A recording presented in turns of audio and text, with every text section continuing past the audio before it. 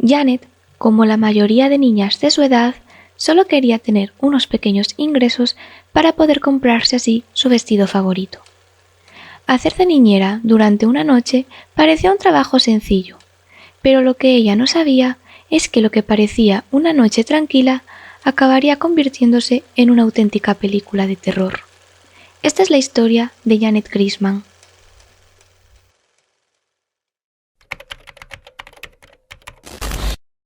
Hola a todos y bienvenidos un día más a mi canal. Mi nombre es Laura y antes de continuar con el vídeo te invito a que te suscribas por este botoncito de aquí abajo activando la campanita. También te invito a que te pases por mi canal de Twitch en donde hacemos directos de lunes a viernes a las 11 de la mañana hora española. Y ahora sí, continuamos con el vídeo.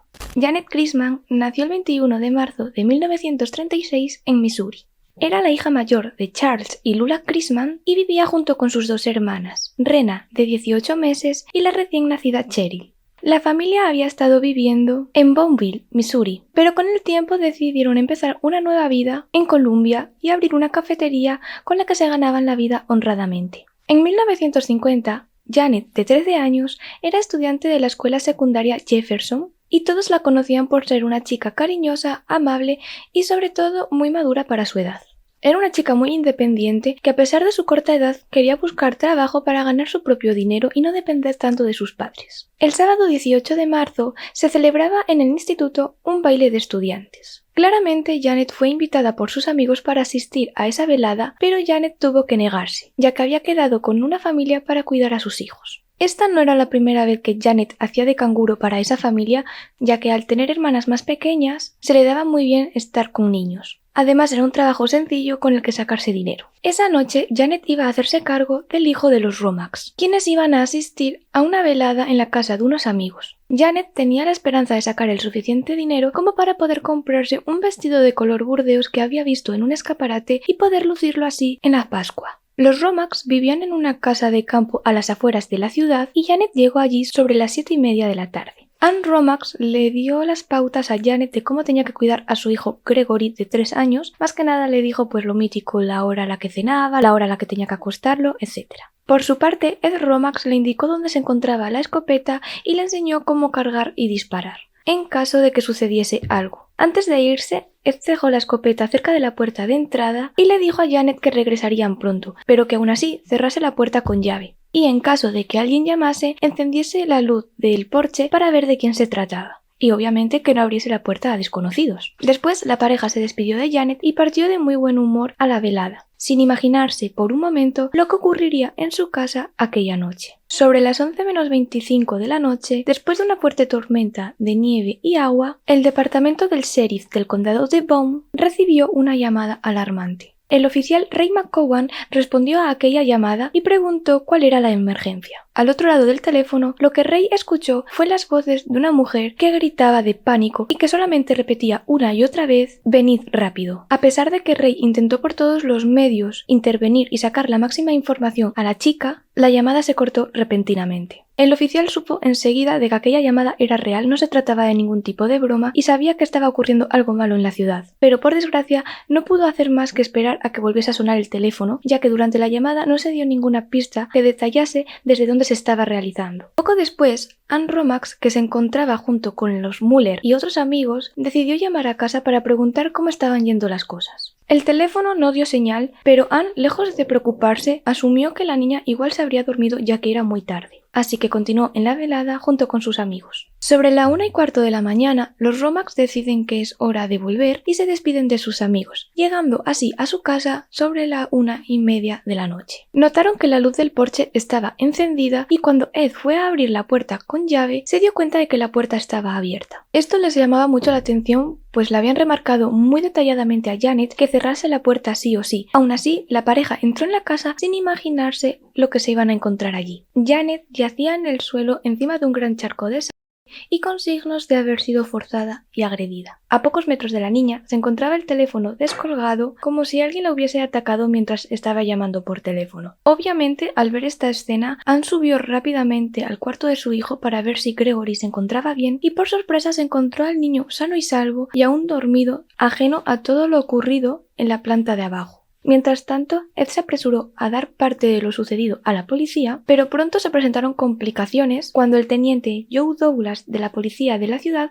se presentó en la casa e intentó tomar el mando de la investigación. El teniente no tenía jurisdicción en la casa de los Romax, pues se encontraba a 100 metros del límite de la ciudad, lo que provocó un conflicto y un enfrentamiento entre las dos comisarías que llevarían el caso. Esto entorpeció seriamente la investigación, pues en vez de colaborar y cooperar, decidieron ir cada uno por separado, entorpeciéndose entre ellos. Respecto al caso, había claros indicios de que Janet se había resistido a su atacante, ya que había signos de lucha por toda la sala en donde se la había encontrado y también por la zona de la cocina, en donde vieron que la puerta trasera se había dejado entreabierta. Con la ayuda de perros policía se logró rastrear el olor del agresor desde la casa hasta West Boulevard, a 1 kilómetro del lugar de los hechos. Por desgracia, allí se perdía todo el rastro. La policía, por su parte, decidió rastrear todo el perímetro de la casa y los exteriores y se dieron cuenta de que había una ventana que había sido destrozada con la azada del jardín. Además, también había varias huellas de adulto cerca de aquella ventana, lo que hizo sospechar a algunos oficiales que el agresor podría haber entrado por allí.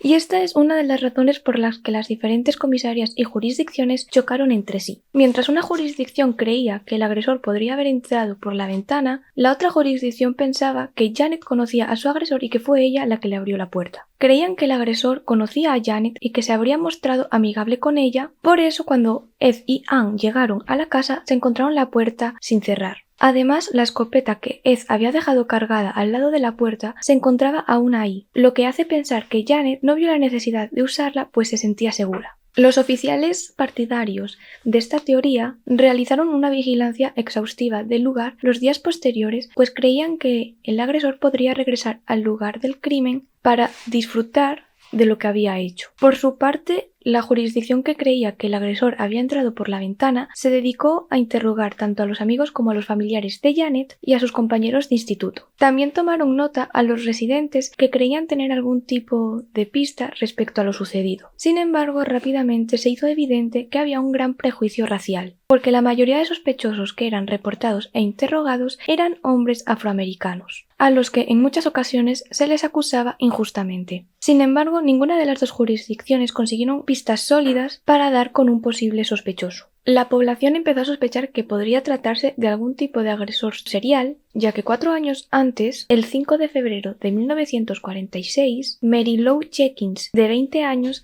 había sido agredida de manera similar. A pesar de que se condenó a Floyd Cochran de este crimen, varios días después volvió a suceder otro ataque. Esto hizo pensar que Floyd fue acusado injustamente del crimen de Mary Lou y que lo culparon como una medida desesperada por parte de la policía de resolver el crimen. Además, Floyd, horas antes de su ejecución, aseguró que lo habían obligado a declararse culpable. Como dije, días después de la ejecución de Floyd, volvió a suceder otro ataque similar. En este caso, unos días antes de Halloween, una joven de 16 años que estaba cuidando de unos niños en East Sunset Lane también fue atacada. Y al mes siguiente, el 29 de noviembre, la estudiante de 18 años, Sally Johnson, que vivía a varias calles de la víctima anterior, también fue agredida. Por suerte, ella salió ilesa, ya que según ella, su agresor entró en pánico y salió huyendo. Días después de este incidente, la policía detiene a un hombre afroamericano de 26 años llamado Jake Bradford al ser sorprendido espiando a una mujer a través de una ventana. Después de un intenso interrogatorio, Jake acaba confesando que él es el responsable del crimen de la joven de 16 años y que fue el perpetrador del intento de agresión a Sally, a pesar de que Sally nunca fue capaz de identificarlo como su agresor. En aquel momento, e igual que sucedió con Floyd, la policía pensó que ya había resuelto ese caso y que habían detenido al hombre adecuado. Pero de repente, la pesadilla resurgió de nuevo con el caso de Janet. Durante la investigación del caso de Janet, y a diferencia de los casos anteriores, la policía empezó a perfilar a un posible sospechoso, ya que se empezaron a acumular ciertas pruebas en su contra. Cuando se interrogó a los Romax, Ed dio ciertos datos y cierta información que hizo que la policía se plantease como sospechoso a su amigo Robert Mueller. Robert Mueller era un hombre de 27 años y amigo íntimo de Ed. Ambos se conocían desde muy pequeños ya que habían asistido juntos a la escuela. Tras graduarse, Robert presta servicio en la Segunda Guerra Mundial como capitán del ejército del cuerpo aéreo. Al finalizar su servicio, regresa a Columbia y vuelve a establecer contacto con su amigo Ed. En palabras de Ed, Robert tenía una mirada sucia y siempre estaba haciendo comentarios de índole sexual sobre las mujeres y sobre todo comentarios muy fuera de lugar, especialmente de mujeres muy jóvenes y adolescentes. Además, Ed recordaba que en alguna ocasión Robert había hecho este tipo de comentarios refiriéndose a Janet. Por otro lado, Anne reconoció que a pesar de que Robert era amigo de su marido, ella no se sentía cómoda con él debido a sus comentarios y a la manera en la que Robert se relacionaba con ella. Confesó que un día antes de lo sucedido, Robert había acudido a casa de Anne y le había estado ayudando a abrocharse un vestido y que mientras le estaba ayudando intentó propasarse y tocarle los pechos. También era llamativo que la mañana en la que sucedió el crimen de Janet, Robert llamase a la niña y le preguntase si podía ir a cuidar a sus hijos. Ella le contestó que no iba a poder porque iba a hacerse cargo de Gregory, el hijo de los Romax, por lo que Robert sabía con seguridad que Janet iba a estar sola en la casa de su amigo Ed aquella noche. Es cierto que Robert pasó la noche junto con Ed, Anne y sus amigos, pero estos confesaron que hubo un punto en la noche en la que Robert les dijo que tenía que irse, ya que según él tenía una cita con un médico que debía atender a su hijo aquella noche, y que éste regresó unas horas después. La policía por su parte interrogó al supuesto doctor y este aseguró que aquella noche no había atendido al hijo de Robert y que nunca había estado en su casa, por lo que Robert había mentido y no se sabe dónde fue aquella noche. Y lo más sospechoso de todo es que a la mañana siguiente del crimen, Robert llamó a su amigo Ed y se ofreció como voluntario para limpiar y recoger la casa. Esto era muy llamativo, pues el crimen no había trascendido a la población y era muy difícil que Robert supiese lo que había sucedido en la casa de los Romax sin haber estado implicado. Las evidencias contra Robert Mueller eran evidentes y abrumadoras, y en mayo de 1950 la policía recopiló toda la información que tenían en su contra y acudieron a su casa para interrogarlo. Los oficiales, en vez de seguir las pautas de arresto habituales, no detienen a Robert, sino que lo llevan a una cabaña a las afueras de la ciudad en donde lo someten a un interrogatorio intensivo durante toda la noche. A la mañana siguiente, los oficiales llevan a Robert a la capital del estado, a Jefferson City, en donde lo someten a la prueba del polígrafo. Pero desafortunadamente para ellos, los resultados de la prueba fueron negativos y los oficiales tuvieron que dejarlo en libertad.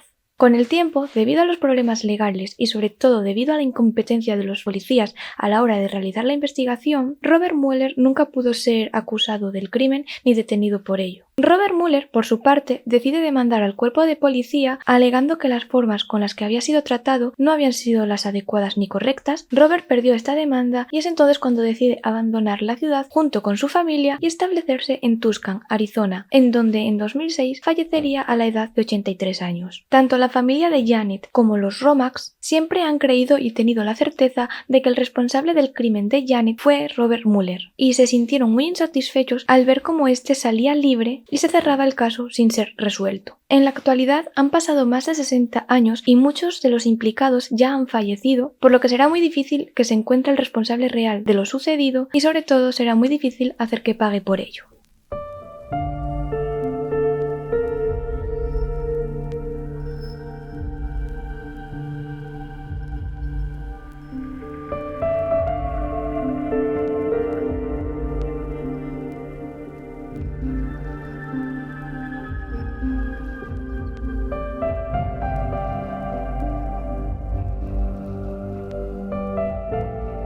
Nos vemos en el siguiente vídeo. ¡Chao!